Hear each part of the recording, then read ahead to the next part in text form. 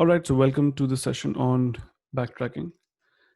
And we've been talking about um, algorithms and data structures for some time. And then I took a break in between. So I'm resuming. Uh, we stopped at recursion, right? And we had 4 sessions on recursion. Or I think 3 sessions on recursion. We talked about how to write recursive code, what are the important elements in recursive code, and then how to compute the time and space complexity of recursive code.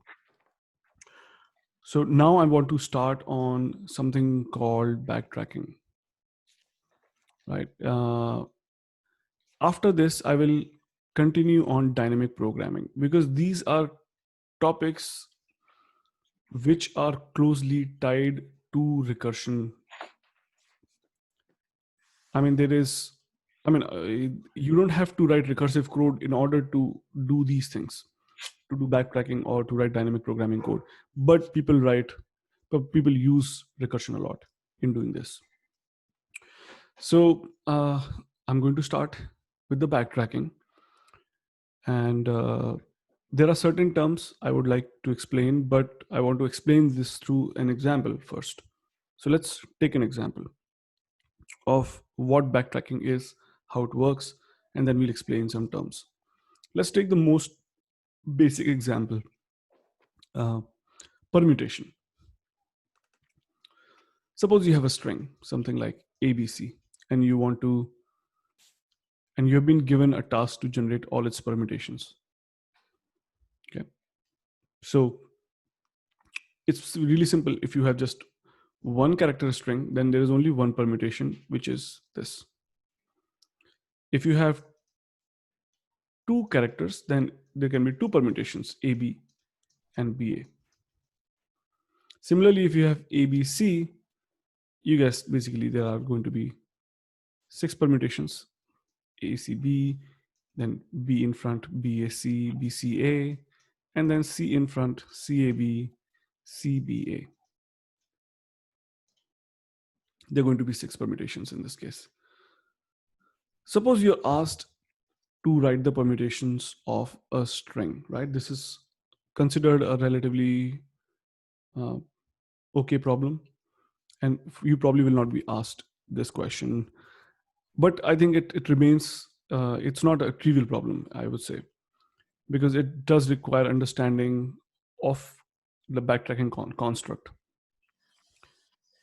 So first of all, just going by mathematical in the mathematical sense, how many permutations do exist for this? For a string of size n, okay, size n, how many permutations do exist? So let's say there are 3 characters here. In the first position, we can put how many characters? We can put this count is 3 at the moment. We have a choice of putting any of the 3 characters in the first place. Now, once we have put one character here, in how many ways we can put character here? 2 ways. And then once we have put a character here, then how many ways we can put another character here is this. So that's the idea. That's many number of permutations will exist in this case. And this happens to be 3 factorial. So for a string of size n, there are n factorial permutations that exist for that string. And suppose the task at hand is to print all of those permutations. Right. So how can we do that programming in terms of programming? So when I did it manually, it was relatively straightforward. Basically, for each of these formations, I put a letter in the front, AA, then BB, and then CC. Then basically I permuted the rest of the string. So I put CB, BC, and CB, AC and CA, AB and BA. But similarly, you can say about a string of length 2. Right? Suppose you have a string of length 2, then how many permutations can you form with this? Essentially, you at the first place, you can either put A, and then you can permute whatever is remaining, or you can put B, and you could permute whatever is remaining. In this case, there is only one letter remaining. So it's like that. But for any string of this, take a generic case. Suppose you have A, B, C, D, E. Then in the first place, you can have A, then you can have B, then you can have C, D, and E. Suppose you have a function which is going to print all the permutations of this. Then we can safely say that if we can write some kind of a recursive code which says this will be equal to, if we start with A and permute on B, C, D, E, plus similarly permute on A, C, D, E, plus permute on, you get the idea of the remaining strings like that. Right? So in this type of a structure, I'm writing plus because these are all the set of the answers that we'll get. We create a function which essentially internally can do A plus permutation of a sub problem.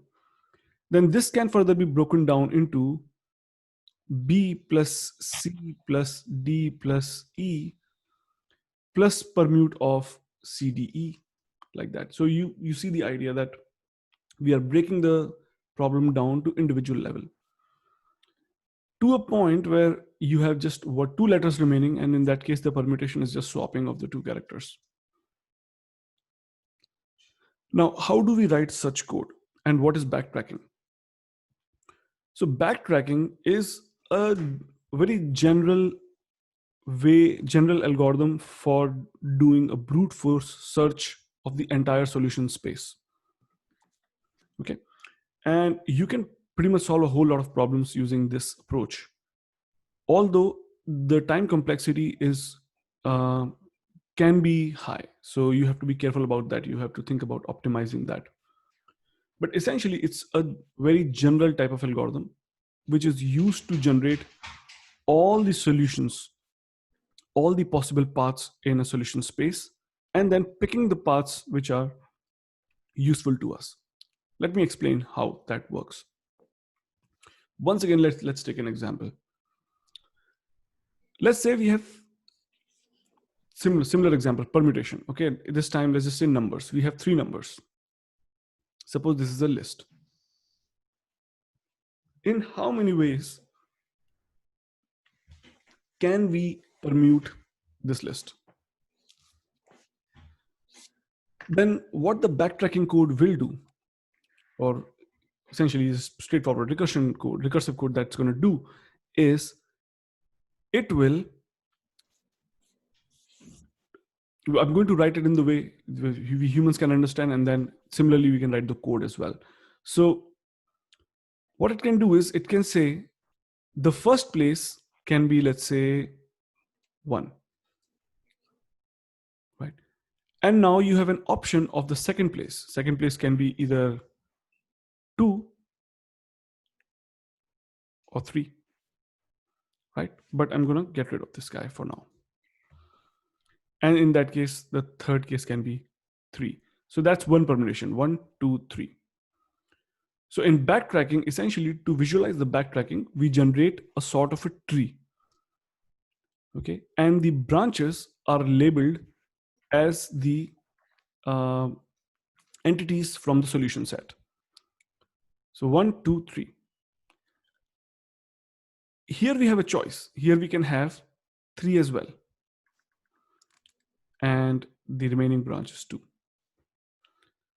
So those are all the strings that you can generate. Those are all the permutations you can generate with 1 being in the first position.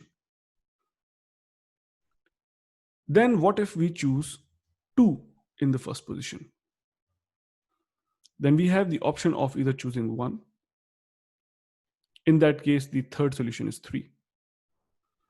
Or we have 3. In that case, the last entity is 1. Similarly, we can have three, sorry. And in that case, we can choose 1 here, and finally 2, or we can choose 2, 1. That's a systematic way of generating the whole tree. Was there any question? No. Okay. So that's a systematic way of generating a solution space for a problem. It is a brute force approach. Once again, it is generating the entire solution space right now. And in this particular problem, it is correct because it's needed as well. We need to generate all the possible permutations in this case. However, there might be situations where you may not need everything. And I'm going to discuss that pretty soon. And in that case, how do we approach backtracking? How backtracking helps is through something called explicit functions that terminate a particular path based on certain condition. But essentially, this is what we want to do. So let's just write some code for this for now. Okay, just going to create something. Let's save it. Give me a second. Let me create a directory here.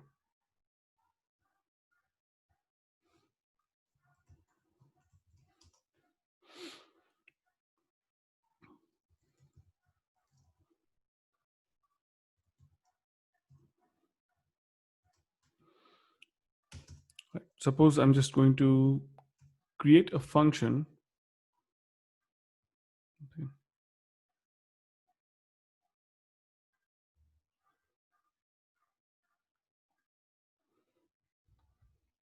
So there's a question on chat. Now, I will not be following chat all the time, but the question is, this is my first time in here. So this is a tree data structure. It's not tree data structure. I mean, we are not going to be creating any tree or traversing a tree.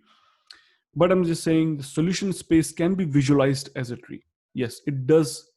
You can visualize it as a tree, which has any number of branches, which may have any number of branches in it. All right. So let's just create some filler. Suppose my function is called permute. Okay. And it takes, let's say, an array in it.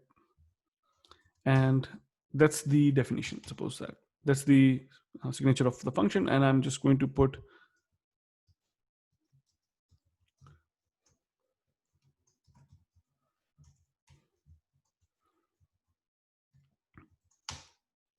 suppose your array is something like 1, 2, 3. Okay. And I want to do something like permute array, and that should print all the permutations of that should print all the permutations in this case. So let's look at what we want to do, what we want to achieve. What should be the algorithm to solve this problem? Well, as we discussed, let me delete this, and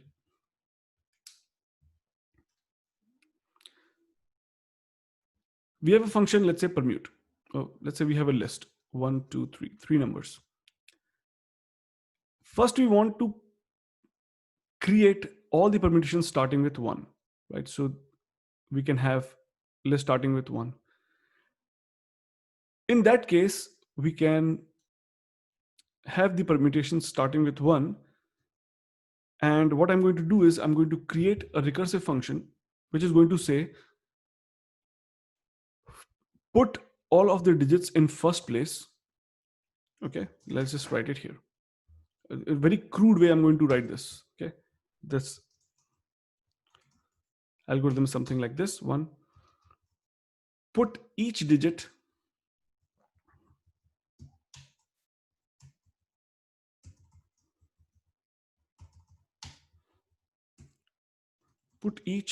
in first place, and then 2, okay, permute the rest of rest of the string.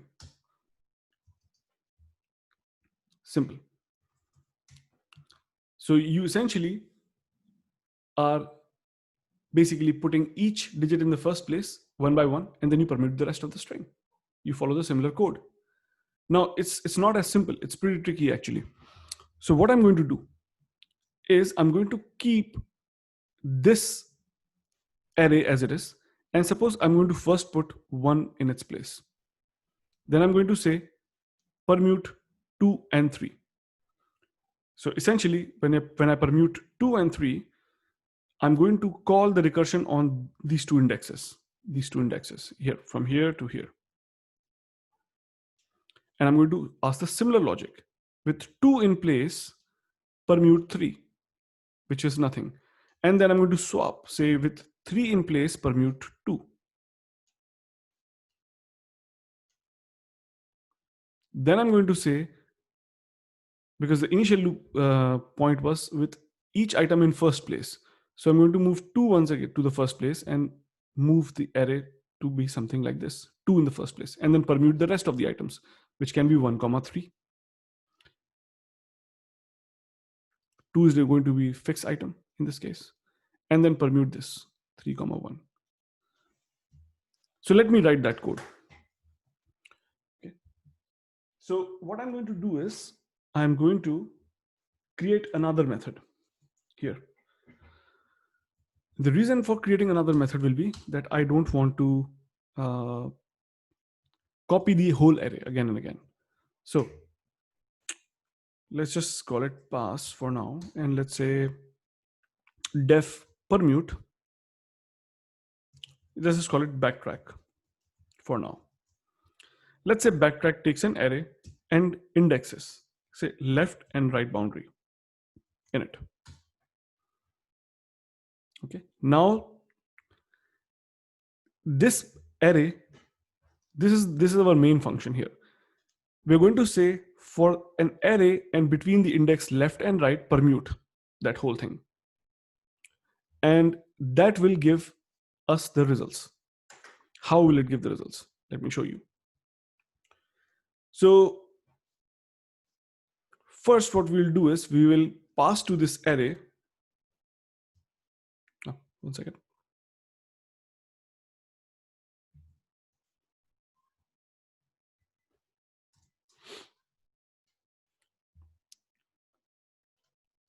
Suppose this array is 1, 2, 3, and left is 0 and right is, let's say, 3 for now. Just assume 3. You can call it 0, 1, 2. Either the indexes are 0, 1, 2, so you can call it 2, 3, doesn't matter. 0, 3. So initially you will pass array 0, 3. Okay. And then what we want is we want to keep the first element. We want to swap the first element with each of these elements and then call the permute on the rest of the strings.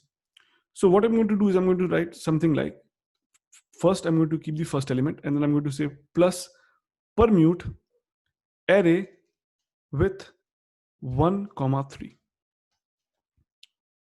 So now permute between 1 and 3. Let's just call it 2 to avoid the confusion. Let's just call it 2, between 1 and 2. Okay. Permute between 1 and 2. And then similarly, I can pass the I can swap the array again with 2 and 1, and then I can call the rest of the array. So let's just write that code. In this case, if we ever reach a situation where this has become 3, 2, that means left is here and right is here. That means we have reached the end, and we can print in that case. So let's just write two conditions, okay? If left is already greater than right, this is the base condition now, then basically I'm just going to write this is the base condition, and you can just say pass for now. I'm not going to do anything at the moment. Else, if this is not the case, just keep it like this, don't worry. Yeah, if this is the situation, then you do this, pass. Okay. Now Otherwise, what you do is, I'm going to write a loop so that we can do the swapping and call the backtracking again. So for x in range from left to right, first you swap the elements. So array of whatever L with array of X, swap it, and then you say array of X, array of L. So this will swap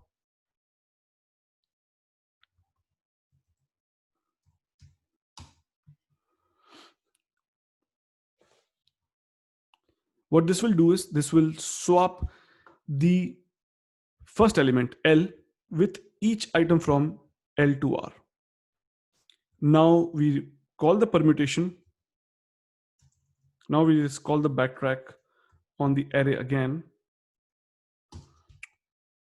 with left plus 1, as I said, and the right, whatever the right is now.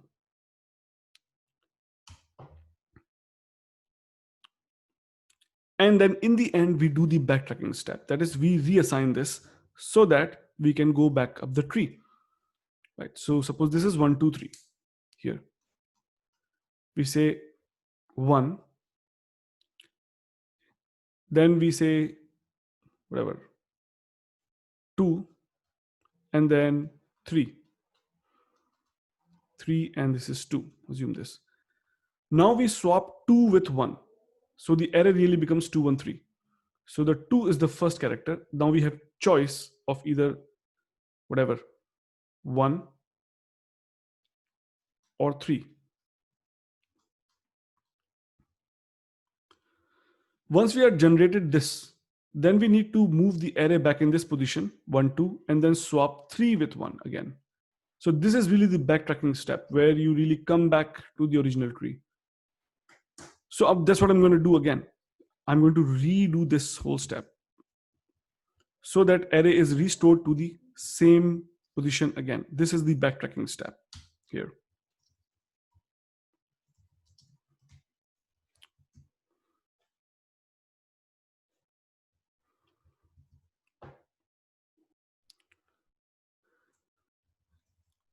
Now what happens in this array? In this array, I'm rearranging the items now.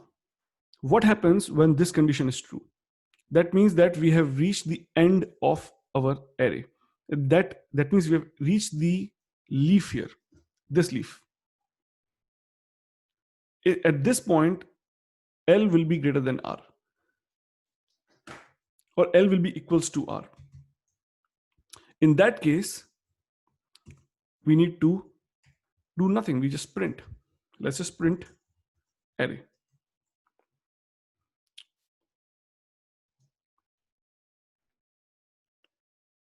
Let's try to run this code and see what happens. Oh, actually, we're not calling the function yet. So, but let me call this permute. So I'm just going to call permute with here backtrack array with 0, len of array. Let's just call that print. And you will notice that this is being printed. You can see first 1, 2, 3, 1, 3, 2, 2, 1, 3, 2, 3, 1, 3, 2, 1, 3, 1, 2. It's being printed. Let's go by this code. Okay. This first of all, any question in this code?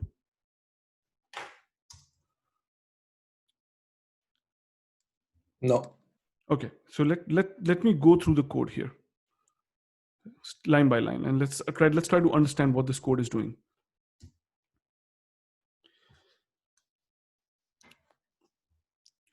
You have an input array, which is 1, 2, and 3.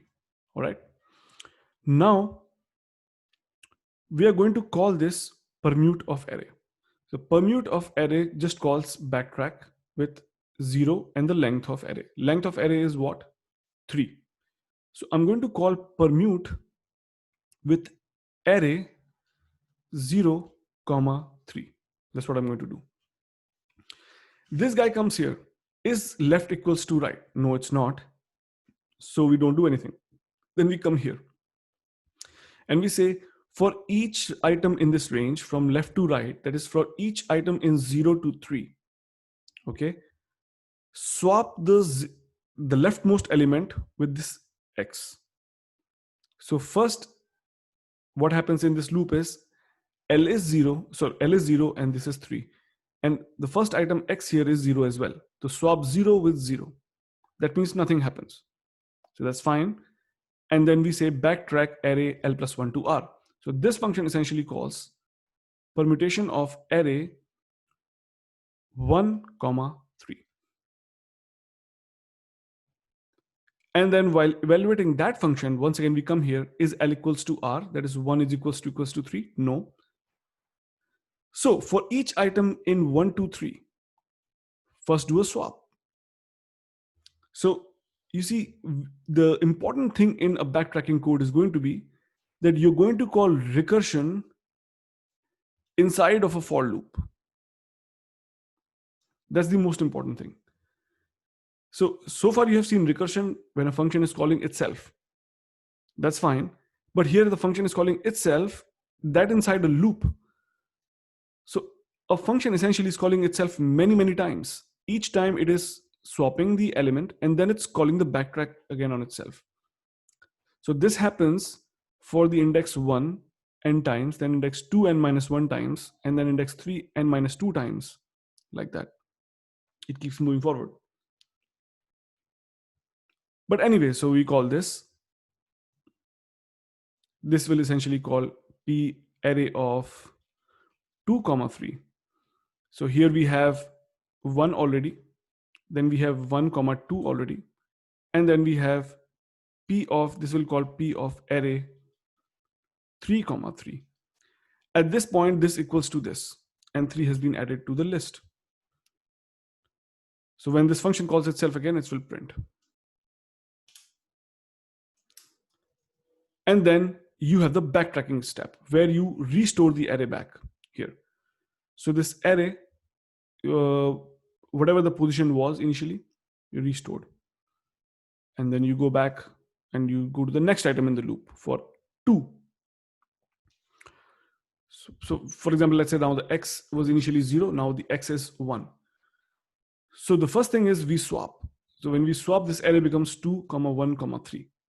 Then we call backtrack on array, once again, 2 plus permute of array 1, 3. So it goes like that.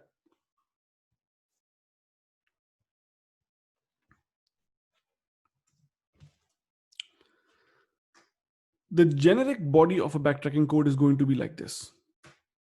Okay, you will have most likely, so it's a recursive code. Most of the times I will be writing recursive code. When it's a recursive code, there is a base condition. And the base condition will do something.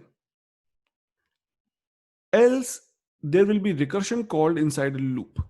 There'll be a loop and you'll be calling a recursion inside of that loop.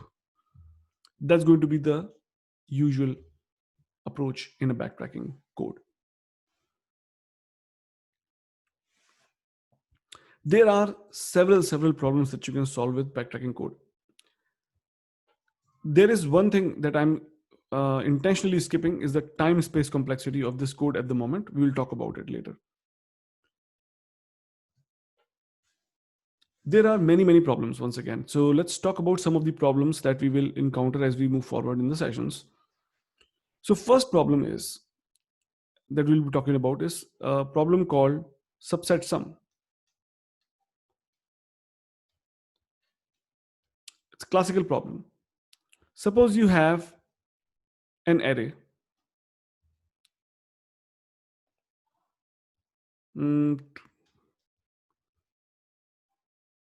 And let's say 0. Suppose you have this. Suppose you have this 9. You are given an array and you are asked to generate all these subarrays which sum up to a target. Okay, let's say this target is at the moment 5. So you have to generate all the subarrays here that sum up to 5, target 5.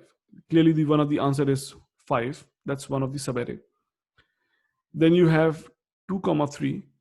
That's another subarray in that case. Right. So you have 2 subarrays. Now, how will you go about this problem? You can, I give you a tentative answer right now. Of course, it's going to be backtracking, but essentially, this is where the backtracking really comes into the full glory. So you can possibly generate the subset sums of the entire all the subsets, but backtracking helps you stop before you go to the wrong path. Let's take this as an example. Suppose this is an example. Okay, suppose the target is 5.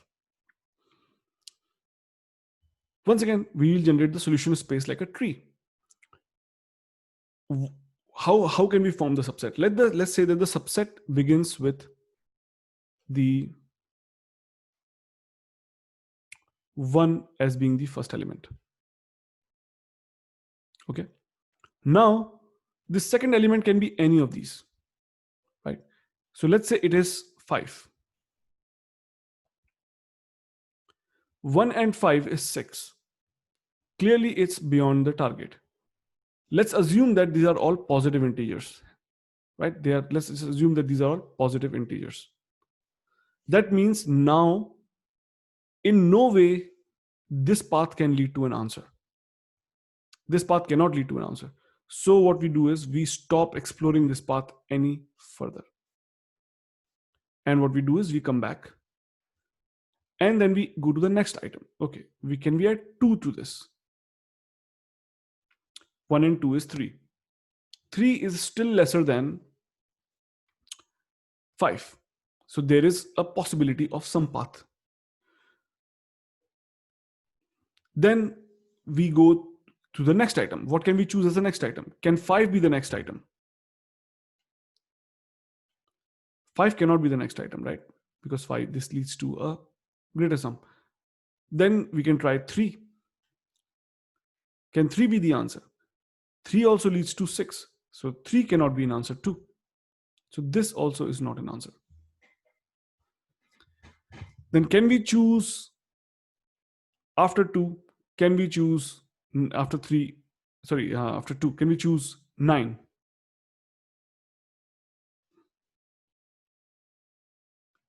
Clearly not. That's also not an answer. So there is no answer on this path. The next thing we can choose is 3. After choosing 1 and 3, can we choose 5, 2, 9? You get the idea. Basically, 5 will not give, 2 will not give. So nothing will give a solution that begins with 1. So let's say the next item is 5 that we choose. 5 itself is an answer. So 5 is an answer. So this is one of the answers. Then the next item we can choose once again is 2. After 2, we have choices. We can choose 1.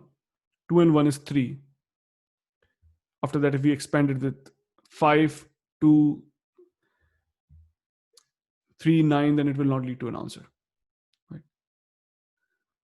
So essentially, this is how you explore the whole tree.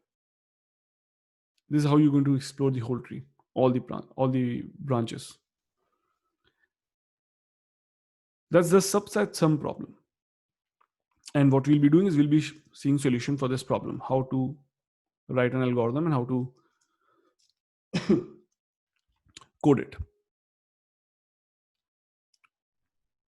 In all of the backtracking problem, essentially we are going to generate some form of a solution which is some form of a list of items.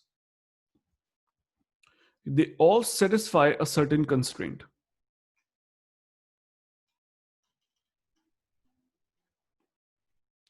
Okay. this whole solution will satisfy a certain constraint. In this case, the constraint is that that whole path, whatever that path is, suppose this was not the path and then you come here 3, then this is a good path. Then this path leads to satisfying the constraint in that case.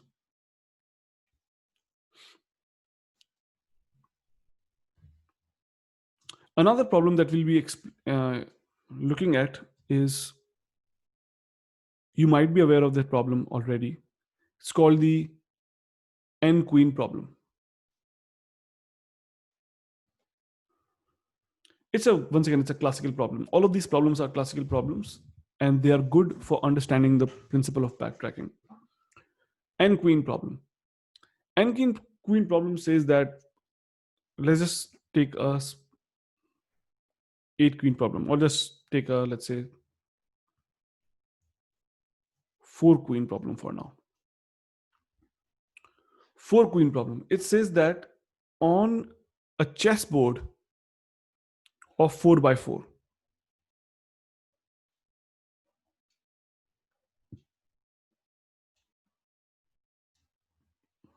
okay, on a chessboard of 4 by 4, can you place, this is 4 queens. So for an n by n chessboard, can you place n queens in a way that they do not attack each other? Okay, so basically in terms of chess, I don't know if you're aware of it, but chess, basically a queen can travel up and down, can go sideways, and can travel diagonally like that. So it can go all of these paths. So it can go up and down, left, right, and then go diagonal sport direction. So on an n by n chessboard, is there a way to arrange the queens in a way that no two queens are canceling each other, no two queens are attacking each other?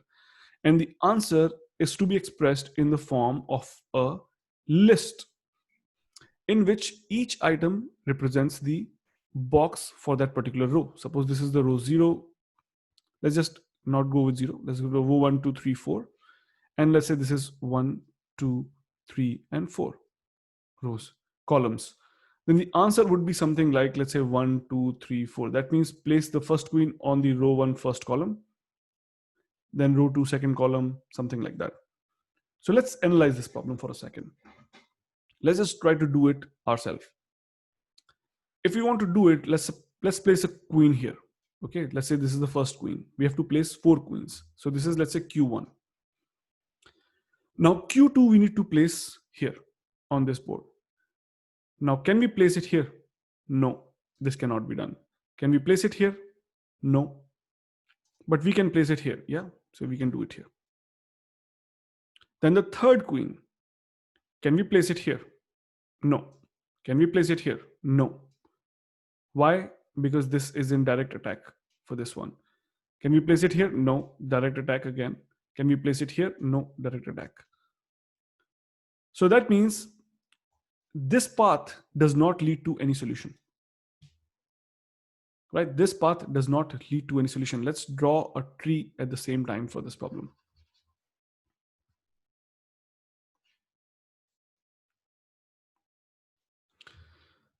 So we started with first queen on the first column. Then we said, can the next queen go on the column number 1? No. This darkening means that this path ends. Can it go on number 2? No. Can it go on number 3? Yes, it can.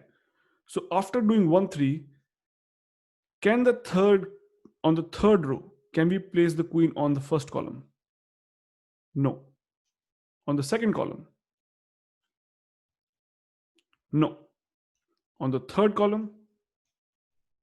No. And on the fourth column? No.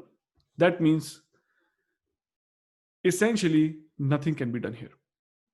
So then backtrack.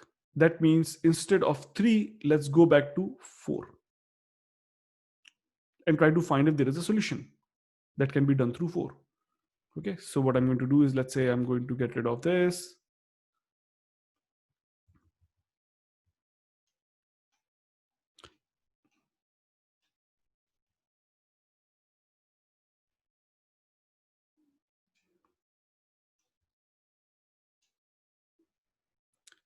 And instead of here, I'm going to move this here. Now we are on 4. Now the question is, can the queen be placed here? No. So 4 to 1 does not leave a solution, does not lead to a solution. Can the queen be placed here?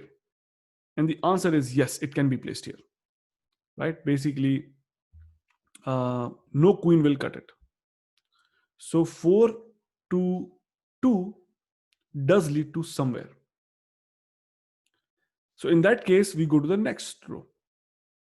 Can the queen be placed here? No. So 1 doesn't lead to anywhere.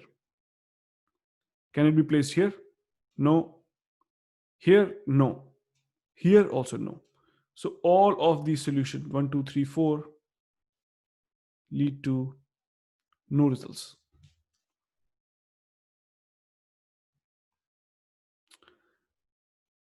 So we have exhausted all the possibilities for Q being in the first position. That means for second position, the queen has been in every single one, but there's no solution here. So we backtrack. We backtrack the queen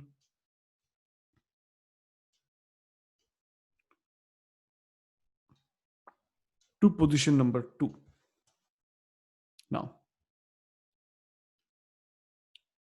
Now the question is, once again, it will be the similar thing that we will be doing. So from here, clearly I'm running out of the space. So I'm going to draw this here. Okay. Suppose this is 2. Now, this is 2. It's being shown here. Now, with that in place, can I place the queen here? No. Here, no. Here, no. Here, yes, I can place a queen here. So of all the solutions that generate, 1, basically 1, 2, 3, and 4, this leads to some possible solution. When this is in place, can a queen be placed here? Yes, there is no problem. So 1, a queen can be placed here. Sorry. 2, 4, 1, we are going somewhere. So let's explore the 4th row. Can we place a queen here? No. Here? No. Here? Interesting. Yes, we can. We can place a queen here. That means this is 3. And you have reached the end. You have reached the base condition. That is, you have expired all the queens now. So the answer, one of the answer is 2, 4, 1, and 3. That means you have a possible, that you have found a solution using the backtracking. Right? So these explicit functions, some people call it bounding functions, basically they terminate a path whenever it cannot lead to a solution. So you don't explore anything further here. There's no need to explore. And essentially you lead to a path like this. When you reach the leaf, when you reach the end, you essentially have found a solution. So this is an n queen problem, right? And that asks, for given n by n chessboard, can you place n queens so that no two are attacking each other? No two queens are in any way attacking each other. We'll be solving this problem as well in these sessions. So, and these 2 problems are confirmed. I'm going to pick one more problem to explain backtracking with some assignments to help you guys. And any questions on this problem? No. Okay. Right. So what I'm going to do is I'm going to stop the recording for now. Let me stop the recording.